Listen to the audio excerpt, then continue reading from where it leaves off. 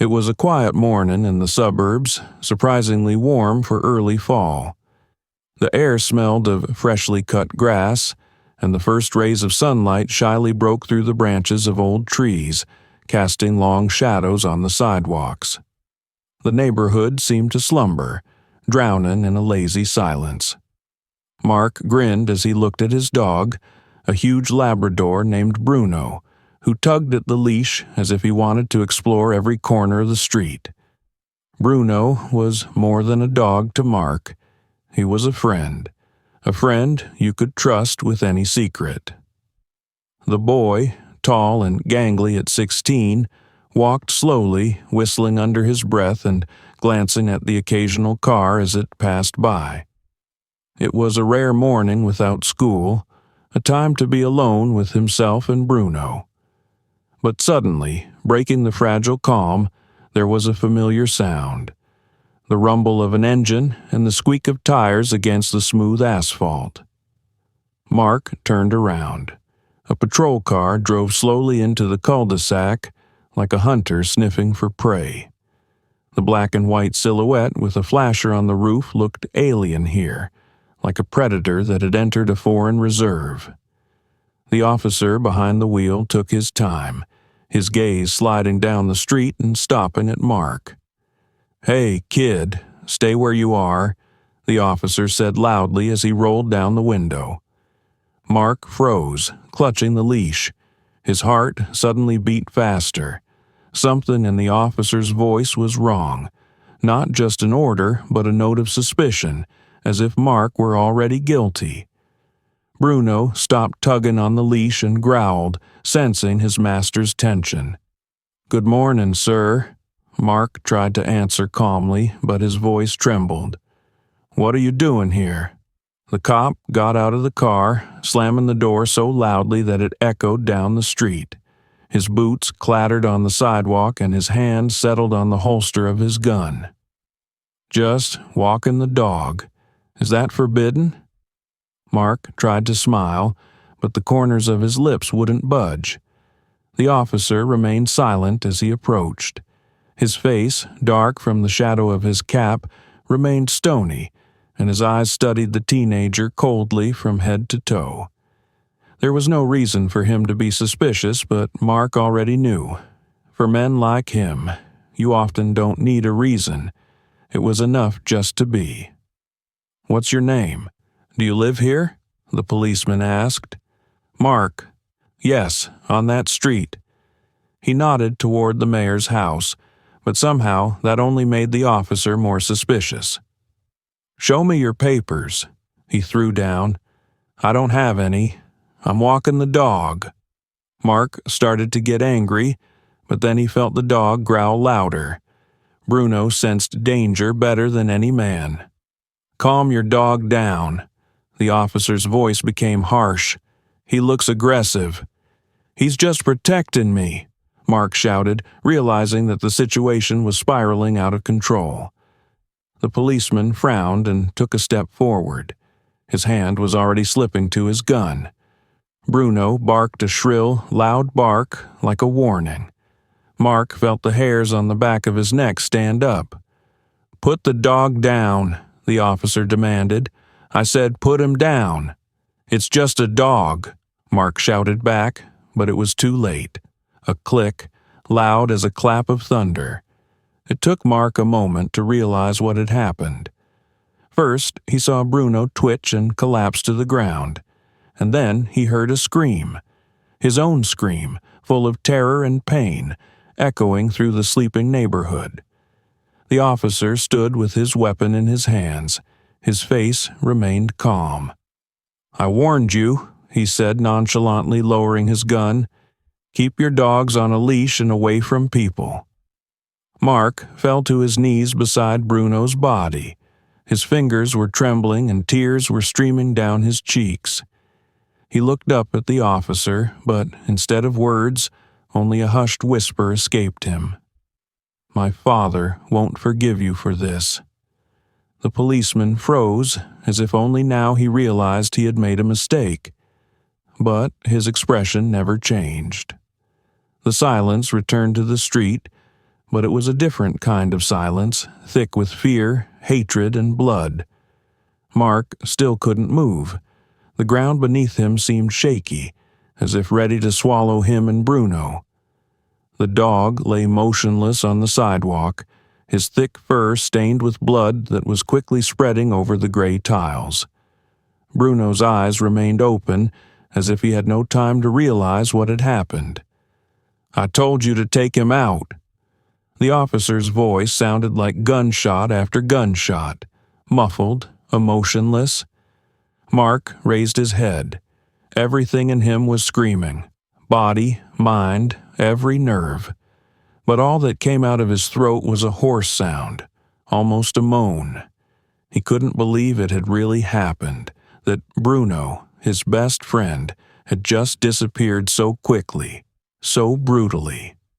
"Why? It's just a dog. It didn't attack you."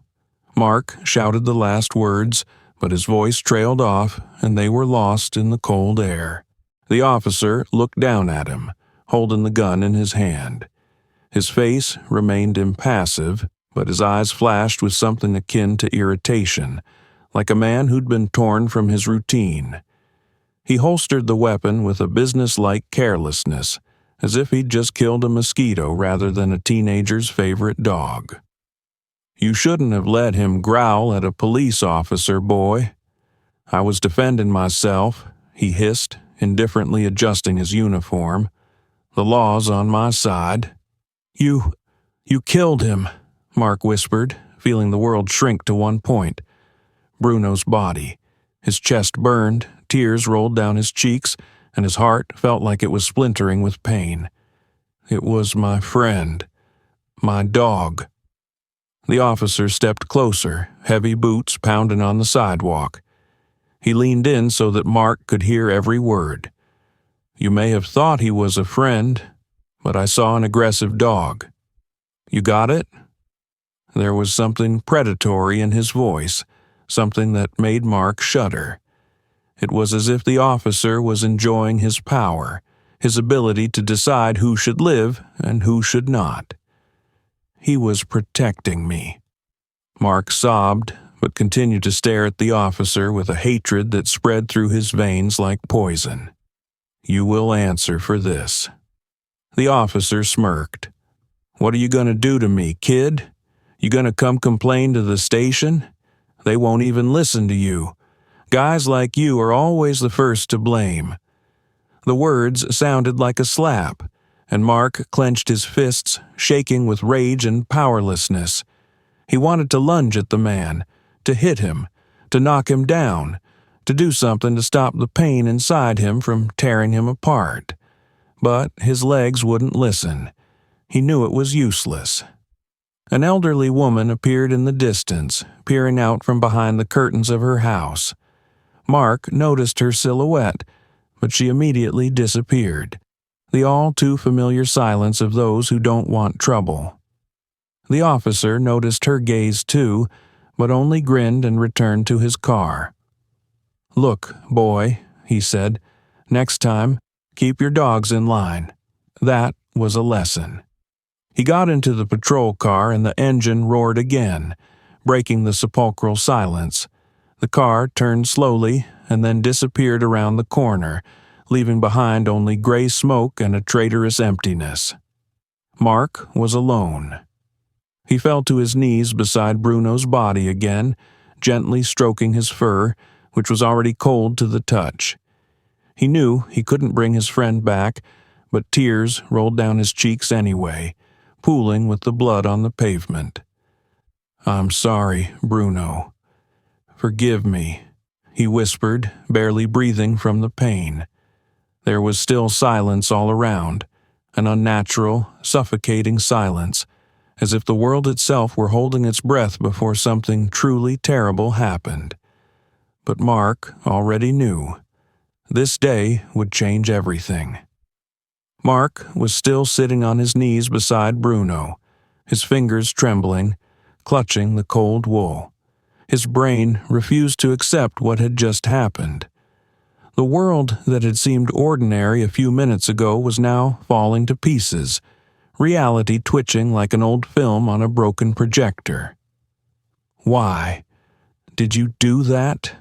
Mark whispered hoarsely, raising his head at the officer, whose face remained as stony as a monument. The policeman came slowly closer, his boots crunching on the gravel. His shadow fell over Mark and Bruno's lifeless body. The officer's face expressed only boredom and mild irritation, as if he were tired of explaining the obvious. "Self-defense, boy," he said lazily, as if swallowing the words. "Your dog attacked me. I had to defend myself. The law is on my side." "You're lying." Mark jumped to his feet, his fist clenched so hard his knuckles turned white. "Bruno didn't attack you. He was just barking. He was protecting me. You killed him for nothing."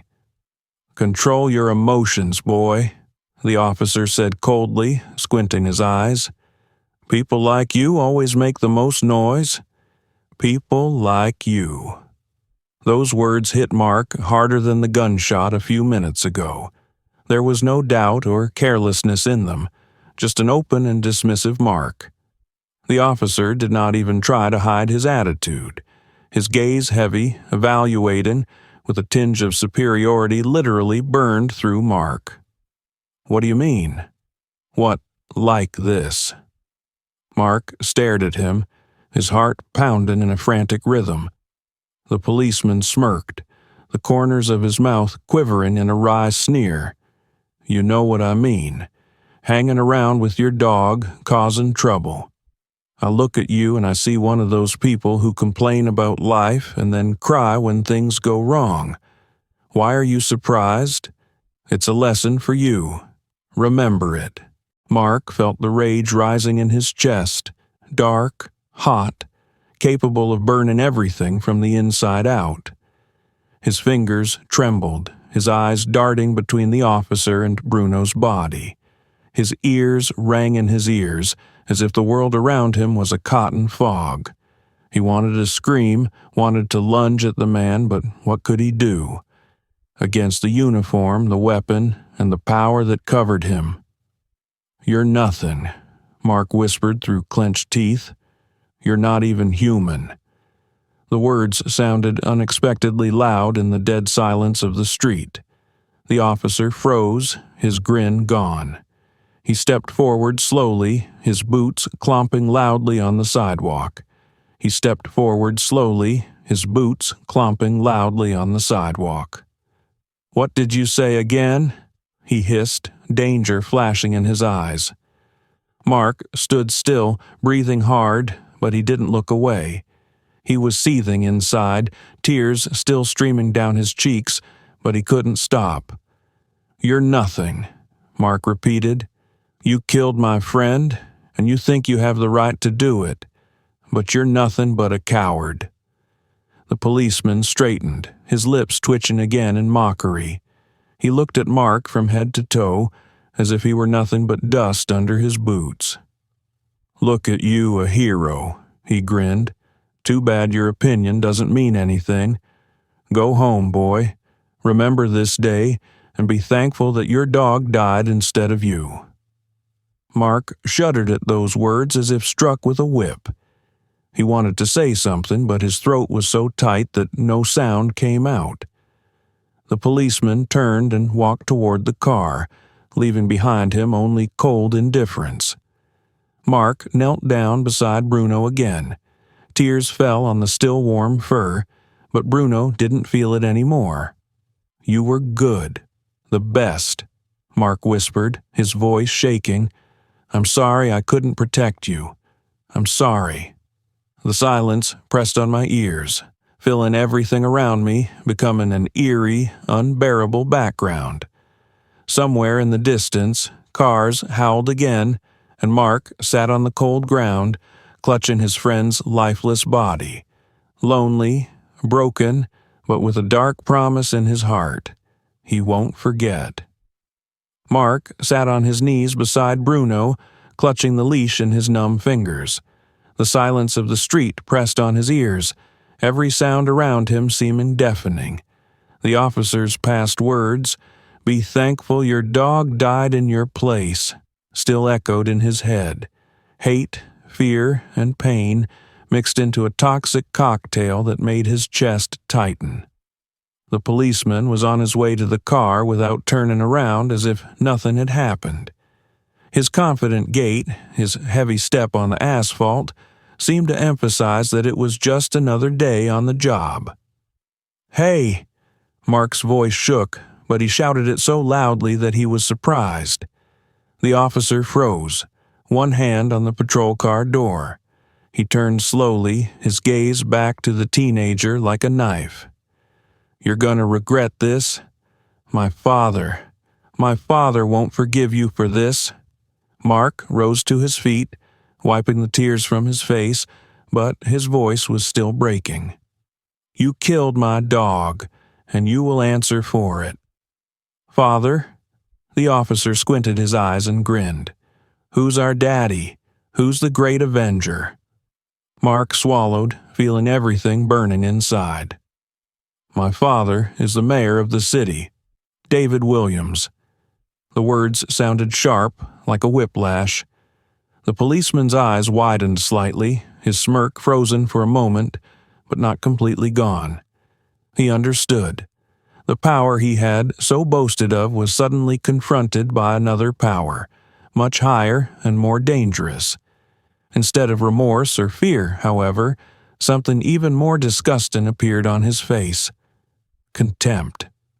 "The mayor, then?" The officer's voice became slow with feigned surprise. He stepped closer, his figure looming over Mark like a shadow. "So what? You think I care? You think his word means more than the law?" Mark didn't say anything, but he didn't look away. His tears had dried, leaving only the burning sensation of anger. "Listen to me, son," the officer continued, his tone cold and almost mocking. "You can yell all you want. Your father? I don't give a damn about your father. He's just like you. Thinks he can buy or intimidate everything. But you know what? Everyone's equal before me. Even you." He said the word "you" with such venom that Mark shuddered. It wasn't just a word. It was a mark, searing and humiliating. The policeman said it as if Mark stood a few rungs lower, as if his skin color were a sentence. "You killed my dog just because you could," Mark said, his voice breaking with anger. "And you thought you could get away with it. But this time it won't. My father." "Shut up about your father," the policeman shouted, slamming his fist on the roof of the car so hard that Mark flinched. The sound echoed down the street. "You think I'm afraid? You think I haven't had to deal with the likes of your father? They all end up coming to me in the end, because the truth is on my side.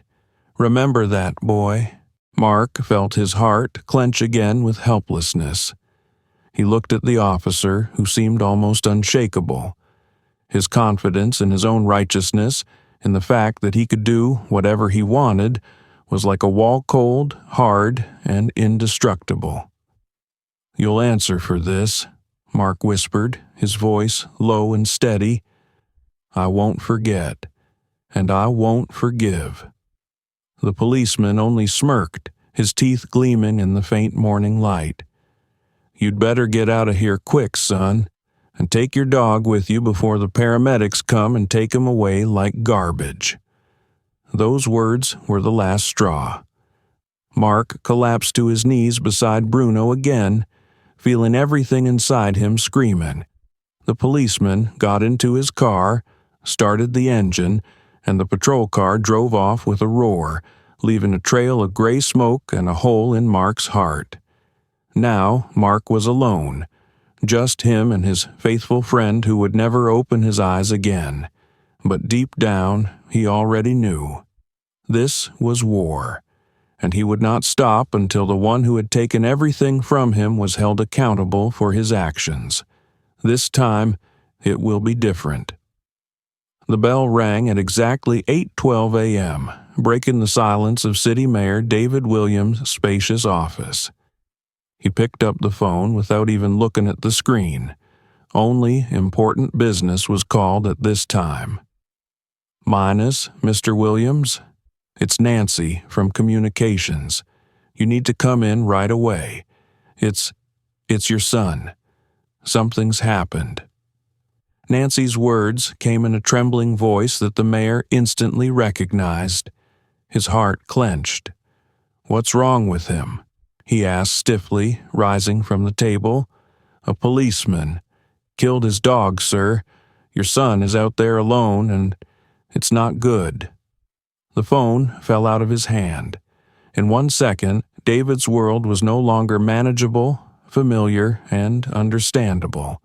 He'd always been able to handle crises, able to talk to residents, officials, and even the most ruthless opponents. But this news hit him in the heart. 15 minutes later, his black car turned onto the same suburban alley. The passenger door opened before it came to a complete stop, and David stepped out of the car with a firm stride. He was a tall man with broad shoulders and a tenacious gaze. He wore a gray business suit that seemed out of place here, amid the empty sidewalk and pools of blood. In the center of the street, he saw his son. Mark was sitting on the ground next to Bruno's body, his face pale and his gaze blank and detached. Standing beside them was a patrol officer, the same one.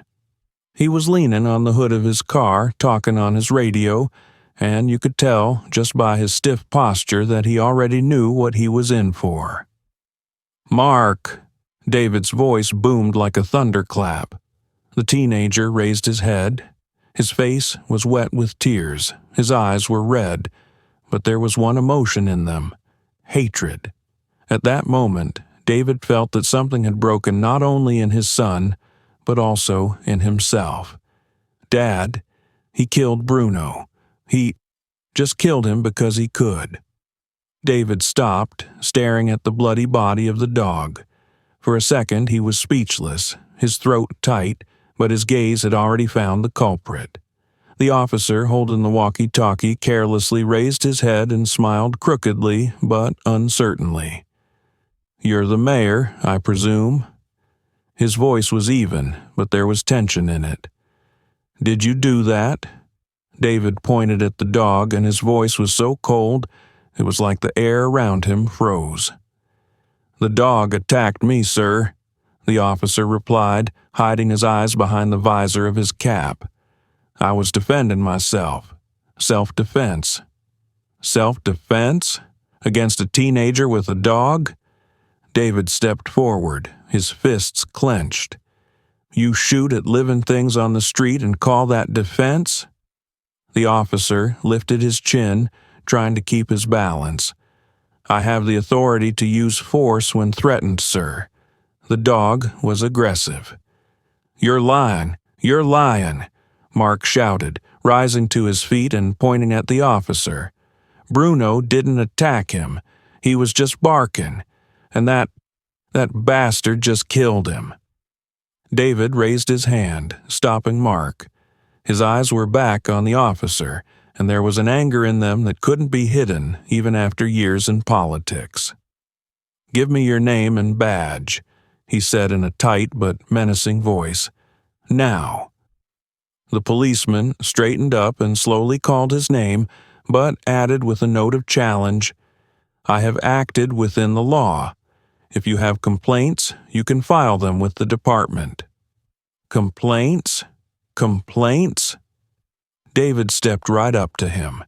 There was less than a meter between them now, and the officer felt the pressure that came from the mayor. "You killed my son's dog in front of him. You humiliated my boy. Do you think there will be no consequences for that?" "Don't make a spectacle of yourself, Mr. Williams." The officer smirked, but his voice trembled. "We all know the law is the same for everyone, even for you." That phrase was the last straw. David froze, his fists shaking, but he suppressed the impulse to punch the man right there in front of his son. Instead, he clenched his teeth and gritted his teeth. I'm not going to let you get away with this. You think your badge gives you the right to kill? You're a disgrace to this uniform."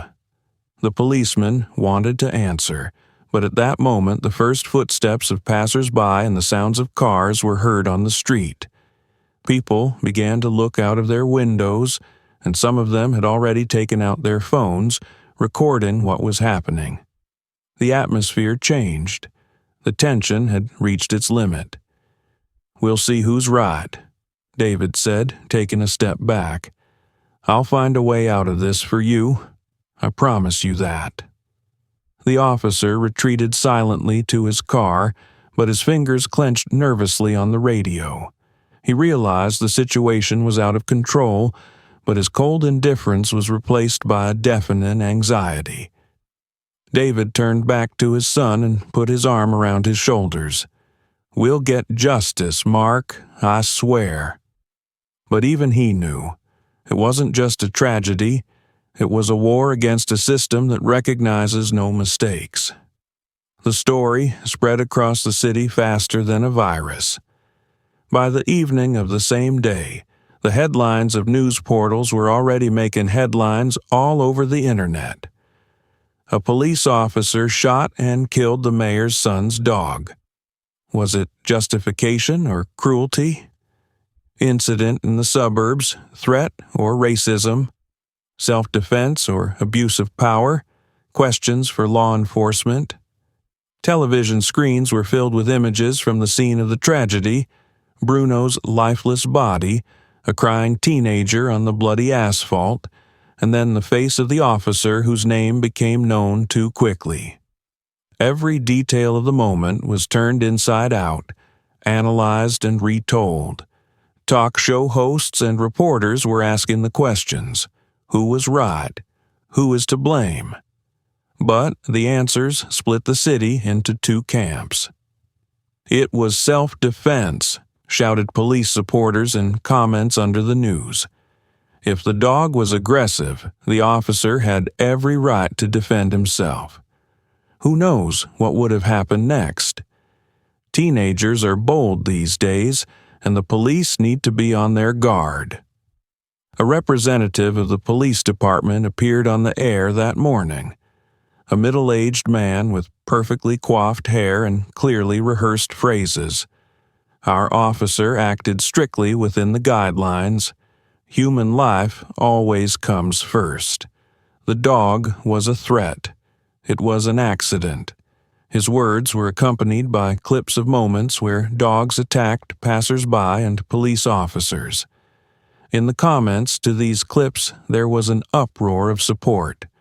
Police are on guard. Do not bring to such situations. Teach your children and dogs to behave decently. But the second wave of responses was much louder. The next day, the streets were filled with protesters. They carried placards. "How many more lives will be lost? Justice for Mark and Bruno. Racism is not self-defense." The anger of the townspeople boiled in the air like red-hot lava. The killing of the dog became a symbol of much deeper wounds.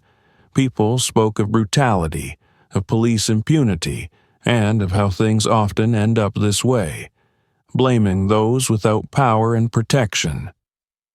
Mark and his father had to speak to reporters amid the growing conflict.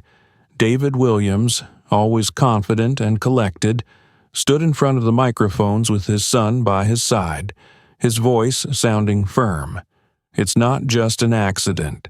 It is a consequence of a system where a man with a gun can decide who is guilty and who is not. Today, it's my son. Tomorrow, it could be yours. We will not let this go unpunished." Mark was silent, his gaze fixed on the ground, but you could see in his face that the boy was no longer the same as he had been on the morning of that fateful day. Meanwhile, the situation was spiraling out of control. Every morning brought new headlines. Patrols were stepped up around City Hall after reports of clashes between protesters and police. A group of activists are demanding the resignation of the officer responsible. The police department has been silent so far. Heartbroken teen. Is Mark Williams a symbol of struggle or a pawn in a political game? Controversy raged on social media. Some poured hatred on Mark and his family, accusing them of fomenting the scandal. Others called the incident another example of blind violence, and the officer a killer hiding behind a badge. The streets became more and more dangerous. In the evenings, the smell of smoke from burned posters and the sound of sirens hung in the air. Protests turned into clashes. Helmeted police officers lined the walls separating protesters from government buildings. Voices could be heard through the roar of the crowd. "Justice for Mark. The system is rotten." Mark stood in one of the windows of his house and looked out at the street full of lights and anger. His heart was pounding in his chest. He saw how their story was no longer just his tragedy. It had become a flame that engulfed the entire city. Behind his back, his father was on the phone, giving clear orders. But Mark didn't listen. He realized that after that day, the world would never be the same again. Somewhere in the distance, a firecracker or a flashbang went off. The voices merged into a single scream, the scream of those who could no longer remain silent. On the third day after the incident, the silence disappeared from the city completely. Televisions blared with news, newspapers issued emergency editions, and every home discussed only one thing: the shooting, the dog, the officer, and the mayor's son. The protests continued and social media became a battleground. The pressure on city officials was growing by the minute, and they were forced to respond. An official investigation has been initiated, the police chief announced at noon, following an emergency statement. But David Williams, the city's mayor and Mark's father, knew full well that a formal investigation did not always mean justice. In his years in politics, he had seen how truth was replaced by technicalities, how scandals were hushed up in quiet offices, and now it was about his son, his family. On the first day, the investigation was superficial. The officer who killed Bruno was suspended, but without loss of pay. The police report cited self-defense and aggressive dog behavior that allegedly threatened the officer's life and health. The cameras on the street were not working, a strange coincidence that the police reported with complete calm. "There was no aggression. My son has already told you everything," David shouted at another commission meeting. He stood before a group of officials and representatives of the police department who seemed more interested in stabilizing the situation than in the truth. "Mayor Williams," said the chairman of the commission, a man with a balding head and a cheap suit, "the investigation takes time. We can't jump to conclusions. If the officer claimed self-defense, we need to look at that. The dog was killed in front of my son." David slammed his fist on the table. "How dare you call that a hasty conclusion? This is blatant murder and abuse of power." The answer was dry and officious. "We have no objective evidence of officer misconduct." In the following days, the media, which had recently stigmatized the officer, began to change its tone. Morning news shows began to feature experts who talked about undisciplined teenage behavior and the dangers of big dogs. Reports of the incident were accompanied by footage of aggressive dogs pouncing on people. Why are they showing this? It's not about Bruno. Mark was indignant, sitting in front of the TV. "They're lying. They're making us feel guilty." "Because they're afraid of the truth, son," David replied, sinking into a chair. His face was tired, his voice hoarse from sleeplessness. "It's their way of justifying what happened. If they can't cover it up, they'll twist the facts." questionable details began to emerge in police reports.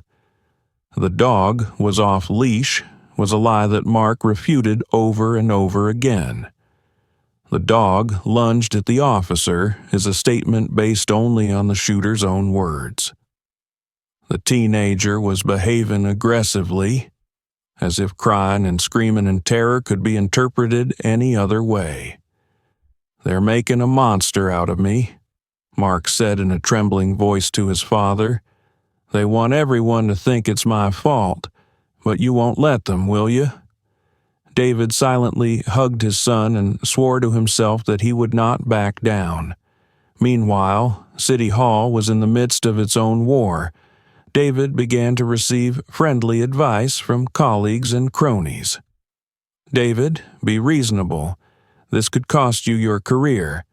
The police department is not an enemy worth fighting. It can be handled quietly. The officer will apologize. The case will be dropped.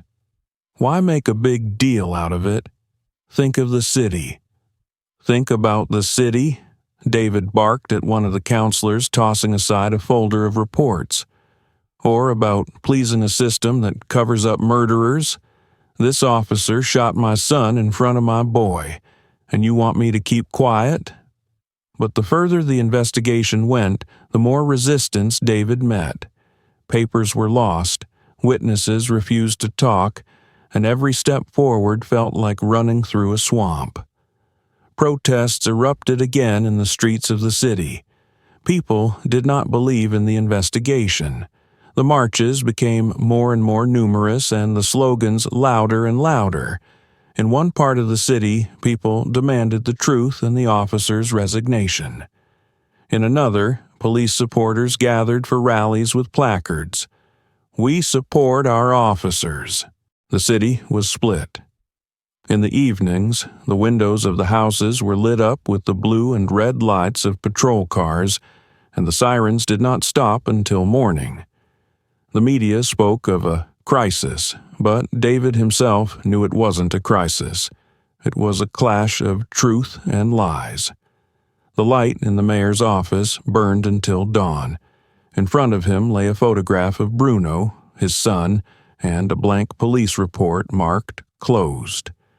David picked up the pen, his fingers trembling with anger. "They won't silence me," he whispered, staring out the darkness outside the window. "I'll get the truth, whatever it takes." But he didn't yet know how high that price would be. A week after the tragedy, Mark and Bruno's story was still going strong. The protests in the streets, the deafening news, the crushing stares of people, the city continued to boil like a red-hot cauldron. But the real bomb hadn't exploded yet. It was waiting for its moment in the dark archives and forgotten reports, hiding secrets that had been overlooked for too long. That night, reporter Jane Harris sat in her tiny apartment, staring at an old monitor. She was driven to this case not only by a professional thirst for the truth, but also by something personal. Her own brother had been beaten by the police years before, and the case had been hushed up with frightening ease. "Give me something, damn you," she muttered, flipping through pages of archives. The officer's name flashed on the screen: Richard Crowley, regular patrolman, middle-aged, 5 years on the force. But when Jane dug deeper, it wasn't that simple. The first complaint against Richard Crowley was filed 3 years ago. A young black woman, a mother of 2, claimed that Crowley brutally beat her husband during a traffic stop for an alleged parking violation. The man spent a week in the hospital, but charges were never filed. The case was dismissed due to lack of evidence. Lack of evidence, of course. Jane gritted her teeth as she read the report. Well, we'll see about that. The next incident. A teenager, aged 14, stopped by Crowley on the street on suspicion of theft. There was no theft, but the boy was held at the station for 48 hours before being released with bruises and handcuff marks on his wrists. The mother's complaint was dismissed with the wording, "The officer's actions were in accordance with protocol." And that was just the beginning. Jane flipped through the pages, jotting down every detail. Excessive force in the course of an arrest. Aggressive detention behavior in black adolescents. Foul and racist language recorded by witnesses but ignored by superiors. Each case ended the same way. Officer Crowley was cleared of suspicion. Police reports were expunged, witnesses refused to testify, many of whom later admitted in private conversations that they feared the consequences. Jane found a recording of an internal investigation into his actions 2 years ago. Crowley's interrogation was brief and formal. Accusations of racism? Utter nonsense, Crowley said on the recording, his voice calm and even brash. "I'm doing my job. If someone can't act normal, that's their problem, not mine." "You can't talk like that on duty, Richard," the detective reminded him with a frown. "You have to be more careful." "I'm careful," Crowley grinned. "No one complains twice." Those words made Jane's blood freeze in her veins. When Jane's investigation was published on the front page of the news site, the city exploded. "Officer Crowley, a cop with a dark past," screamed the headline. The article described everything: his violent incidents, the racist comments, the harbored complaints, and the fact that the police department had turned a blind eye for years. Archival photos of the victims, official papers stamped "case closed." Everything was in plain sight. People couldn't turn away. Mark read the article on his phone, his fingers trembling and his heart pounding at a frantic pace. "He's always been like this," he muttered, showing the article to his father. They knew, but they did nothing. David Williams read the material silently. His jaws clenched and his fingers crumpled the printed sheet. "That bastard was covered by the whole system," he whispered, getting up from the table. "And now they're going to answer, every last one of them." That same evening, the police department issued an emergency statement.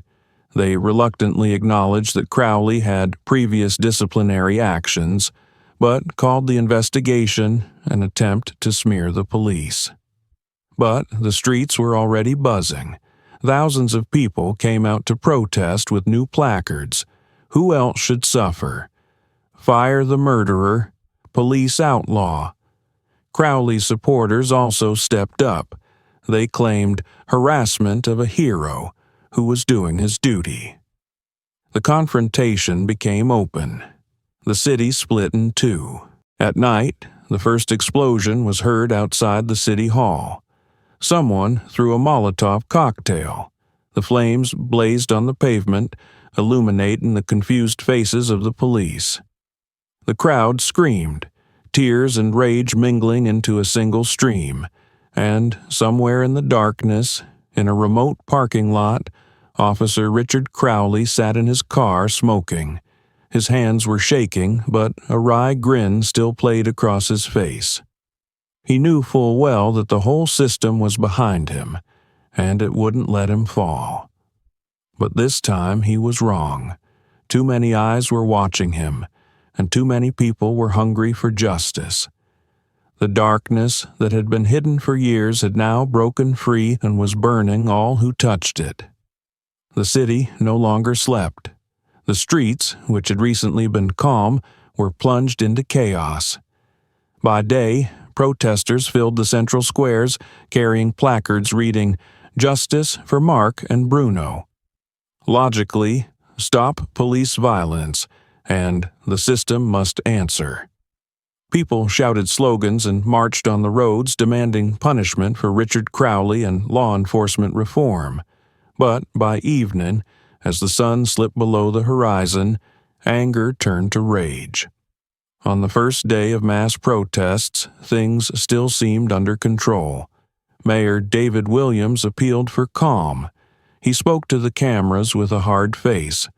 "I understand your anger and your pain, but violence won't get the truth out. We will work to see that justice is served. I promise that to everyone in this city." But his words no longer reassured the people. Too many promises, too little action. The community was seething. On the second day, everything changed. When the column of protesters reached the police headquarters, the crowd was confronted by rows of fully equipped police officers. Shields, batons, and rubber bullets glistened in the light of the street lamps. People shouted, but the police were silent. The wall of policemen seemed insurmountable. "Put the murderer on trial. Where are your laws now?" shouted someone from the crowd. "No justice, no peace." Another voice echoed him. And then something flew over their heads. A bottle of burning rags hit the shield of one of the cops, flames shooting upward.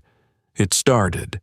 The police went forward. Batons flew and fell on people. The protesters responded with whatever they could: stones, sticks, and some brought smoke bombs. The squealing of sirens mingled with shouts. The crowd's hum resembled a howl. First, someone fell to his knees, clutching a hand bloody from the blow of a baton. Then another man, knocked down, was under the feet of the crowd. The evening news showed footage that sent chills down my spine. A young man lying on the pavement with his face smashed in, being pulled along the ground by two policemen. Burning trash cans on street corners. A woman holding a small child in her arms who cries as she runs away from tear gas. The city was burning. David Williams couldn't believe this was happening in his city. In his office, he stood in front of monitors showing footage from the streets. The noise of the crowd, the flashes of fire, the police cordons all mixed together in a wild chaos. "How many detainees?" he asked his assistant, standing behind him. "Over 200. There are casualties, 2 in critical condition in the hospital. This is getting out of control, sir." "This is already out of control." David turned around, his face pale. "They're killing my city. These people aren't just protesting, they're desperate, and the police are just fueling the fire." He picked up the phone and dialed the police chief's number. The voice on the other end was calm, even indifferent. "The situation is under control, Mr. Mayor. We're doing everything we can, but the riots need to be contained. Your softness only encourages them to do so." "Suppress?" David raised his voice. "It's not a riot, it's a cry for help, and you're making it worse with your batons and gas. Stop it before it's too late." "We're proceeding as instructed, sir. That's all I can say." The connection went dead. David threw the phone down on the table with force. "Instruction? They call it instruction?" On the fourth day, the clashes reached their peak. Rumors spread through the city that the police were preparing to impose a curfew. The crowd responded with even more mass marches. People burned pictures of Richard Crowley and shouted his name, demanding a fair trial. The worst thing happened in the square. A young man, trying to protect a woman from being hit with a police baton, received a strong blow to the head. He fell down, and the blood spread on the asphalt. The ambulance arrived too late. His death was the spark that ignited the flames that spread throughout the city.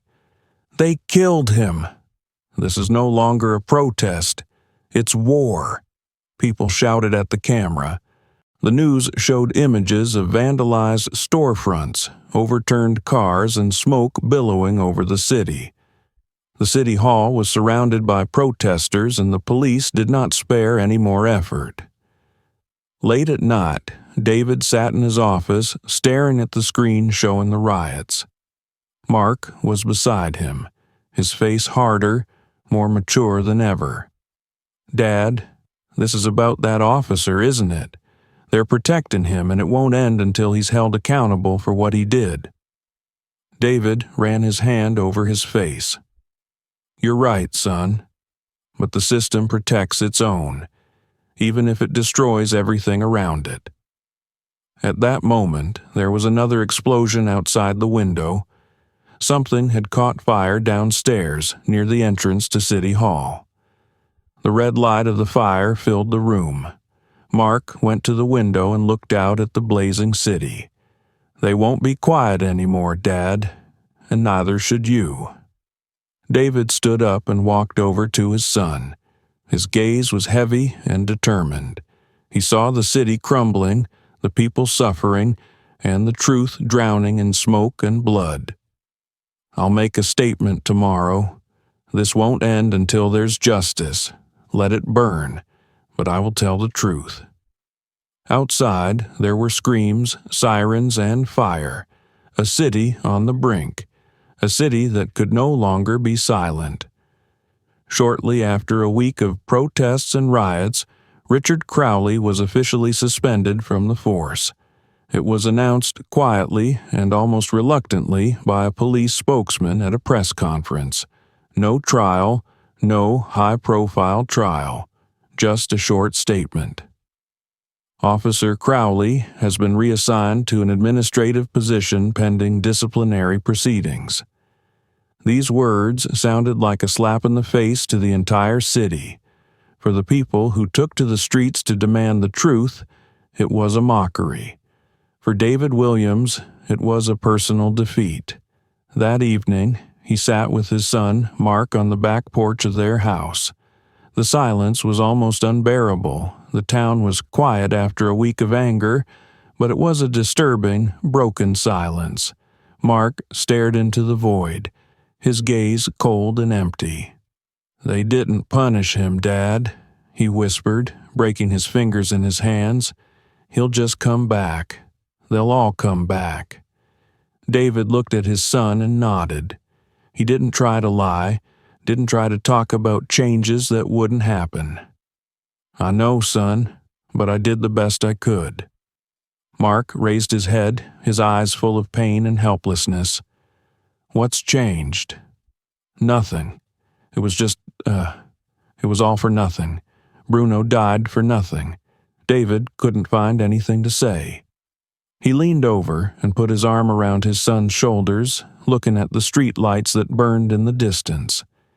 Somewhere in their town, life was still going on. The same life as it had been before. People were going back to business, plugging their ears, closing their eyes. The news had already stopped talking about the incident. The protests had subsided, and the streets were once again filled with cars and people in a hurry. The system, as usual, swallowed the tragedy and continued to exist as if nothing had happened. But something had changed. A shadow now lived in the eyes of those who had witnessed it, a realization that truth does not always win. "We won't forget," Mark whispered under his breath, clutching Bruno's old worn leash in his hand. "I'll never forget." David nodded silently, his face as blank as a man who had lost a war. Somewhere beyond the horizon, the city was slowly sinking into the fading twilight. The fire that had once flared up had died down, but its sparks continued to smolder in the hearts of the people who had once taken to the streets, and the question that remained in the air was grim and unanswered. Will anything ever change? If this story touched you, share your opinion in the comments. What do you think about what happened? Have you or someone close to you ever experienced injustice or racism? Your stories are very important to us. We want every voice to be heard. Don't forget to subscribe to our channel so you don't miss new videos, and give us a like if this topic is close to you. We appreciate each of you, and thank you for staying with us. Have a good day and peace all around you.